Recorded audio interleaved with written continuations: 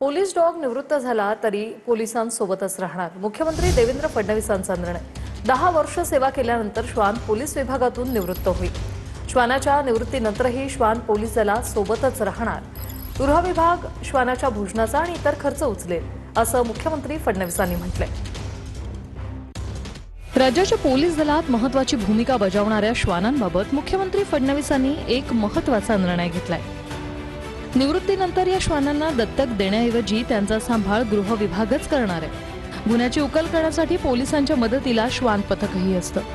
या श्वानांना पथकात घेण्याआधी योग्य ते प्रशिक्षण दिलं जातं. त्यांचा सांभाळ करण्यासाठी पोलीस कर्मचारीही नेमले जातात. पोलीस दलात या श्वानांची मदत गुन्ह्यांची उकल करण्यासाठी घेतली जाते. तसंच महत्त्वाच्या नेत्यांच्या दौऱ्याआधी किंवा मोठ्या कार्यक्रमांआधी या श्वान पथकाकडून पाहणी केली जात असते. श्वान पथकांच्या पाहणीनंतरच नेत्यांचे दौरे आणि मोठे कार्यक्रम मार्गी लागत असतात. स्वातंत्र्य दिनी किंवा प्रजासत्ताक दिनी होणाऱ्या सांस्कृतिक कार्यक्रमात या प्रशिक्षित श्वानांची परेड पाहणं हा एक रंजक सोहळा असतो.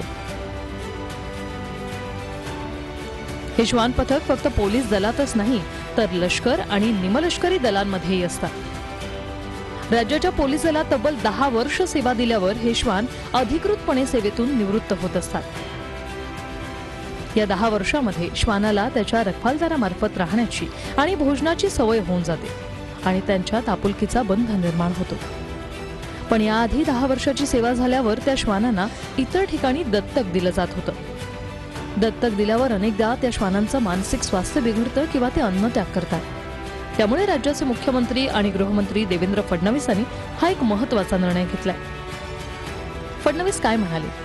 10 वर्षाची सेवा दिल्यावर त्या श्वानांचे हाल होणं योग्य नाही.